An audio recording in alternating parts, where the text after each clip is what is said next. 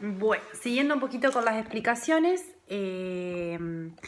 ustedes habrán escuchado que en algunos de los videos yo hice referencia a la palabra hegemonía. No la van a encontrar en los apuntes de clase. Yo les voy a explicar un poco a qué refiere o a qué remite este concepto y por qué está relacionado con el concepto de normalidad, de identidad y demás. La palabra hegemonía viene de un pensador muy emblemático, muy famoso, ¿sí? Que es Gramsci, ¿sí? Gramsci estudió en su momento, antes de lo que fue la Primera Guerra Mundial, estudió las formas de dominación de las sociedades modernas, ¿sí?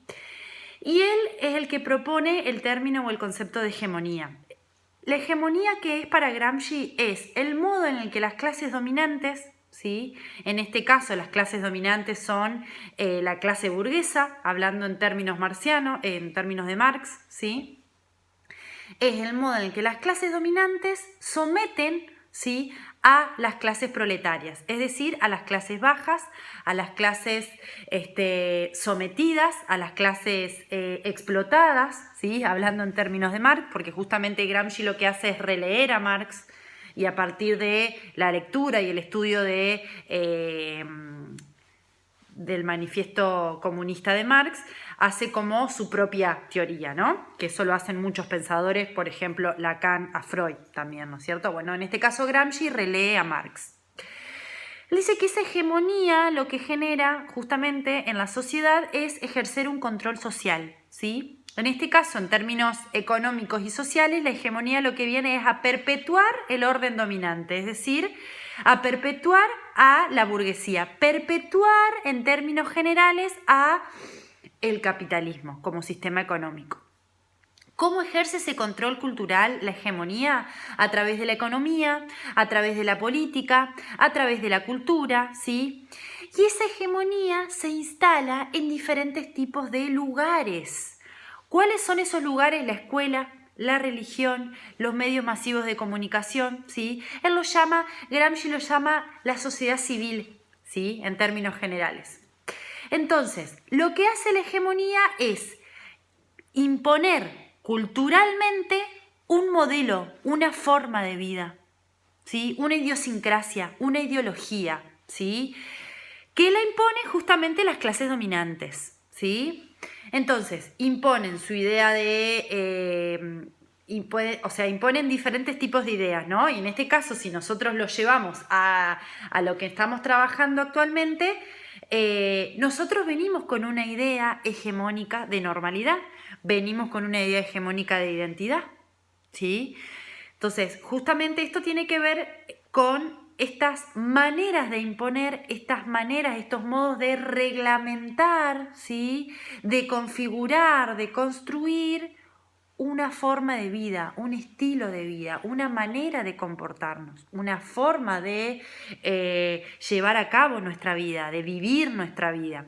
Entonces, que es hegemónica, ¿sí?, y que responde culturalmente, socialmente a una clase social, a si no lo queremos llamar clase social, a un grupo reservado dentro de la sociedad que se ha encargado, junto con la religión, la escuela y los medios masivos de comunicación, de imponer estilos, modas, modelos, formas. No decimos que son buenos o malos, decimos que justamente provienen de allí, ¿sí?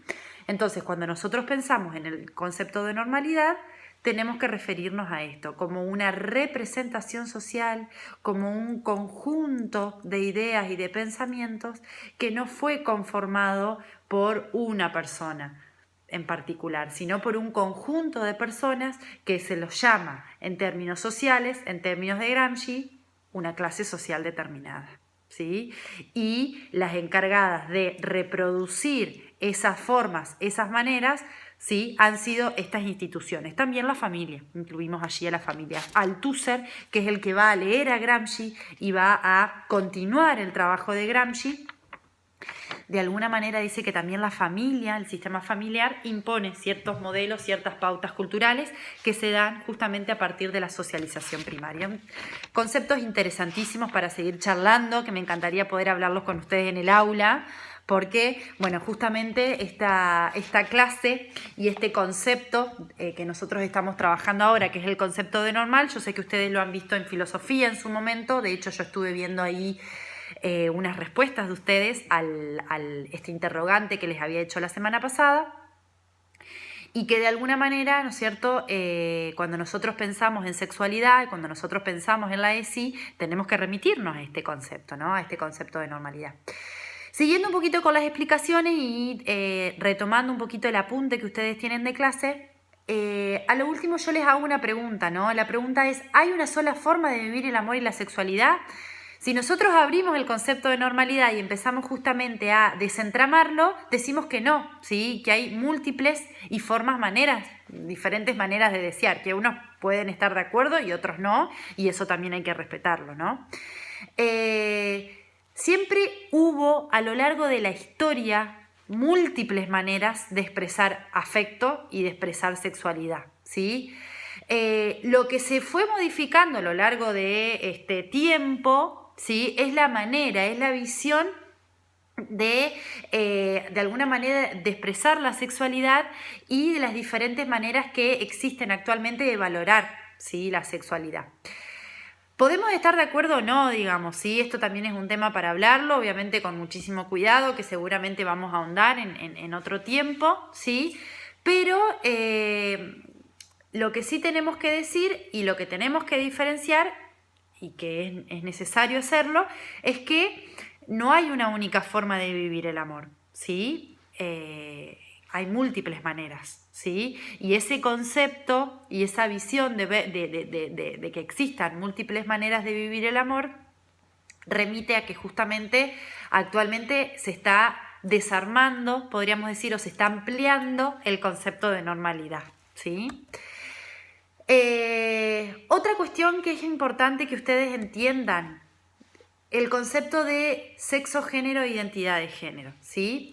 El concepto de sexo hace referencia a un concepto que tiene connotaciones biológicas, es decir, sexo es cuando se incluye la carga cromosómica y anatómica de una persona, es decir, yo nazco hombre o nazco mujer, digamos, y en ese sentido no hay mucho para discutir, ¿sí? Se nace con un cuerpo que es el de hombre o que es el de mujer, ¿sí? El concepto de género. Género es una categoría social y compleja, ¿sí?, que hace referencia justamente a mandatos, ideas, formas, maneras de ser varón y de ser mujer, que responden a este concepto de hegemonía del cual yo les hacía referencia hoy, ¿sí? ¿Dónde se expresan ideas de género? En los roles, en los comportamientos, en los modos de vestimenta, ¿sí? Identidad de género, ¿sí?, por otro lado, hace referencia a lo que cada uno siente, ¿sí?, en términos de mi género, en términos de mi cuerpo, que de alguna manera pueden coincidir o no con mi sexo, ¿sí? Es decir, yo puedo ser mujer y en términos de sexo lo soy, pero me siento hombre en mi forma de comportarme, en mi forma de vestirme o en mi forma de relacionarme con el sexo opuesto, ¿sí? Eso como para establecer diferencias, ¿sí?, para que ustedes entiendan que hay diferencias entre una y otra. Por último, ¿sí?, siguiendo un poco con las explicaciones, es lo mismo, otra de las preguntas que le hago ahí, que la estoy leyendo acá justamente como para seguir una línea, ¿es lo mismo ser heterosexual que ser heterosexista? No, no es lo mismo, ¿sí? Son dos cosas totalmente diferentes. El heterosexual es la persona cuya orientación afectiva, sexual, deseante, decimos, está dirigida hacia la persona del sexo opuesto, ¿sí? Y el heterosexista es aquella persona que considera que la heterosexualidad es la única manera, forma que existe de querer, amar, desear a una persona, ¿sí? Estas ideas justamente de lo heterosexista se expresan en humillación, ofensa o negación de todo aquello que de alguna manera provenga de la homosexualidad, ¿sí? Por eso, por ejemplo, vemos cada 2x3 atentados o personas o grupos sociales que de alguna manera se expresan hacia ideas diferentes, por ejemplo, o hacia formas diferentes de amar, de sentir, que se expresan en humillación, en su momento también hay casos donde en Estados Unidos, por ejemplo, hay un caso muy conocido donde una persona entró con una pistola a un boliche gay, por ejemplo, y hizo una masacre a, justamente personas que tienen una forma diferente de amar y de sentir, que uno lo puede juzgar o no, ¿sí? Pero lo que no tiene que hacer justamente en este caso es humillar, ¿sí? Humillar, ofender. Uno debe y tiene la obligación de respetar, ¿sí? Bien, con esto ya daríamos como finalizado, podríamos decir, la parte de los apuntes de clase que responden a esta clase de hoy, ¿sí? Vamos a seguir pensando sobre este concepto, siempre guardando respeto, siempre siendo prudentes, ¿sí? Con estos conceptos y sobre todo siendo cuidadosos, ¿sí? Es un concepto sumamente interesante, son conceptos sumamente interesantes que es necesario abordarlos desde la ESI y que de alguna manera para ustedes no son ajenos, ¿sí? Sino que ustedes ya los vienen trabajando desde el año pasado en el espacio curricular de filosofía cuando pensaban junto con la profesora el concepto de normalidad. Espero que les haya servido, espero que estos videos les sirvan y que, bueno, juntos sigamos pensando en términos virtuales en lo que hace referencia a la ESI. Les dejo un abrazo a todos.